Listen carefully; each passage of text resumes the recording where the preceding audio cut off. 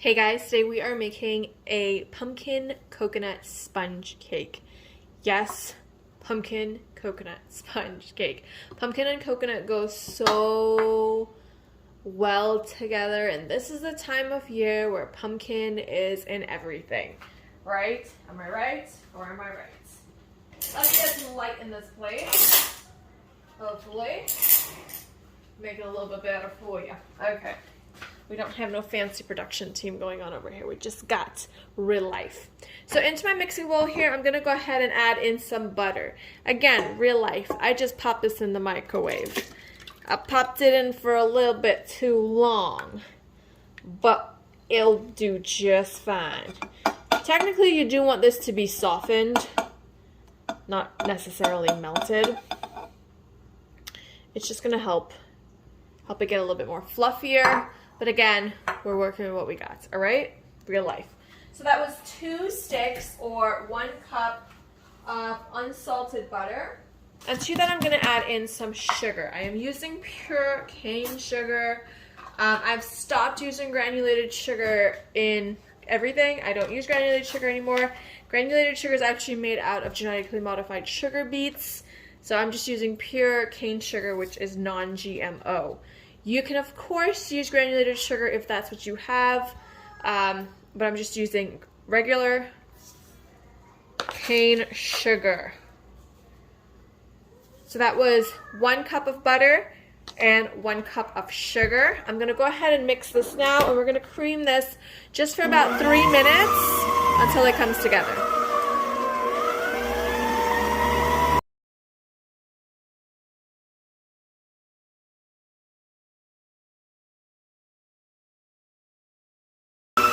Alright, so this is essentially why you don't want your butter to be melted, because you want your butter and your sugar to become one, like a paste. But since I just was a little bit too impatient and I popped it in for a minute, it's going to be fine.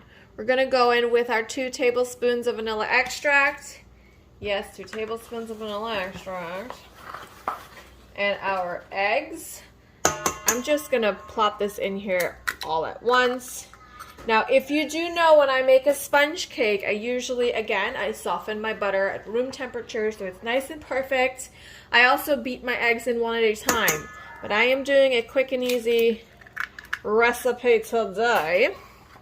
We're going to use 3 large eggs, and we're just going to mix this in. Now, again, if you really want best results, you can beat this one at a time until it's fully incorporated, and you want your softened butter at room temperature.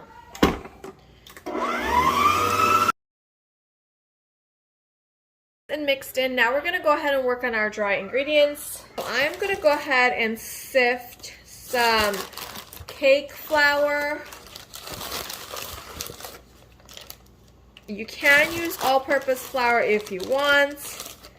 However, cake flour is going to give you a much lighter, fluffier cake. So at least I'm doing one thing right and using the right kind of flour. Regardless though, even though it's not like my proper exact steps, I know it's still going to be fantastic. Pumpkin pie spice. This is a pumpkin sponge cake. You want a good 1.5 teaspoons. You really want that flavor in there.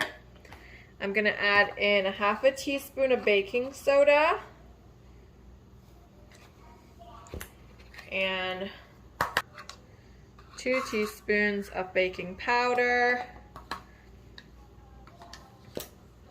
Sift together our dry. Oopsies.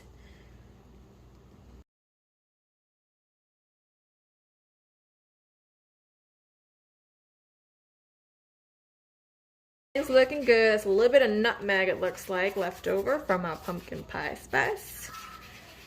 And that is perfectly fine. Awesome sauce. Our cake pan here. Now you can use any cake pan you want. I'm just using this springform pan because I just grabbed that one out of my pantry, out of my cupboard there. But yes, you can use any kind of, this is just going to be really easy for me to invert it. And the coconut's going to be at the bottom, so it makes it perfect for inverting it. Anyways, I'm just rubbing some butter till every bit is nice and coated. You don't want a big floppy layer of butter, but you want it to be nice and coated. To that, I'm going to take some of my cane sugar, and at this point you only want about 2 tablespoons of cane sugar at the bottom. You can add a little less if you don't want it to be too sweet, but I feel like 2 tablespoons isn't too much. You still get a nice little crunch, and you still get the sweetness without it being overwhelming. And the butter is also what's going to kind of help this kind of stick to it. You can take your pan and just kind of flip that around, make sure it's nice and kind of evenly coated as best as possible. Now we're going to add our shredded coconut to the bottom of this. If you are using sweetened shredded coconut, you can most definitely reduce that sugar amount by a tablespoon. Just want a nice even layer.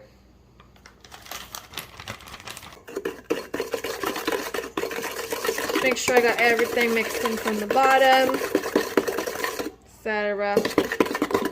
Looks great. I'm going to get some pumpkin puree, because this is a pumpkin sponge cake. You want pumpkin, 100% pure pumpkin. You don't want the pie filling stuff, because the pie filling already has a lot of stuff in it that you don't want to add to your cake. You just want the pure pumpkin. All right. So I have a 1/2 cup of my canned pure pumpkin. I'm gonna mix that in.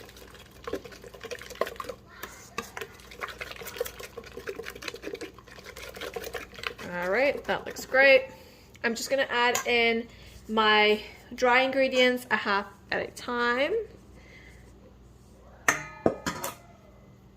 And I'm just gonna gently mix this in. You can use a spatula if you don't want to overwork this. I feel like I am really taking shortcuts today for not best results. These are things that you would do for not best results.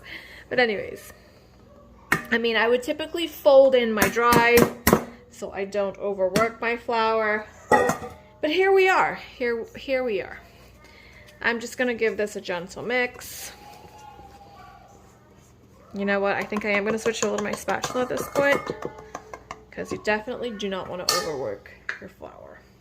We're not making bread here. Now I'm just going to kind of incorporate this. Oh my gosh, look at that color. Oh, so beautiful. It is gorgeous, like caramel. Like, I mean, with the lighting in here, you can't really see it, but it is gorgeous. All right, that's beautiful and nice and smooth, and that's what we're looking for. Now we're gonna pop that in our pan here. Again, our oven is preheated to 350. And we're just gonna pour our batter over our coconut.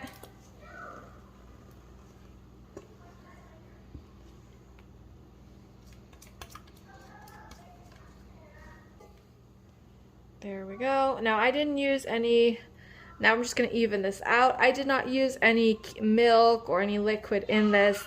That pumpkin puree should be enough moisture with the sugar that we added and the butter and everything. So now I'm going to pop this in my oven at 350 for about 35 to 40 minutes. This is a 9-inch cake pan, so this is going to bake for about 35 to 40 minutes.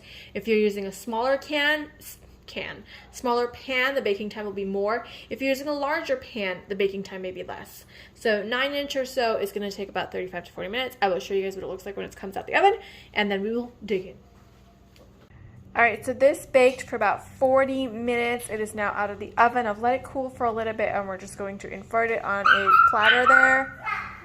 And you can see it's a beautiful, just gorgeous color. Starts to pull away from the edges a little bit. We're gonna go ahead and flip this. All right, I'm just gonna give it a few pats. It should come off beautiful and easy. All right, let's. Gorgeous. Picked up all of the coconut and the sugar from the bottom. And it smells like a coconut. What do you call that? A sugar cake. If you know what sugar cake is, if you love sugar cake, you would love this cake. You would love the coconut crunch cake as well. And there you have it. Let me just bring this closer so that you can see. We're gonna cut into this now. And right, so I'm gonna go ahead and cut into this. I'm gonna use a serrated knife, so I don't have any problems. I'm gonna go straight down. And you can see. And that's it, guys. This cake is bursting with flavor. You can use from 1.5 teaspoons to 2 teaspoons of pumpkin pie spice. If you don't have pumpkin pie spice, you can use a mixture of cinnamon and nutmeg, etc. to give this cake amazing flavor. But yes, it's super soft, even with all of my melted butter and whatnot. It is still an amazingly super soft cake. That coconut and that pumpkin flavor with the crunch, it's perfect for this time of year with a cup of tea or a cup of coffee. I hope that you give it a try. It is delicious. It is super easy to do, and you can just make a shortcut like I did, and I'll be perfectly fine. And I'll see you guys next time. Bye.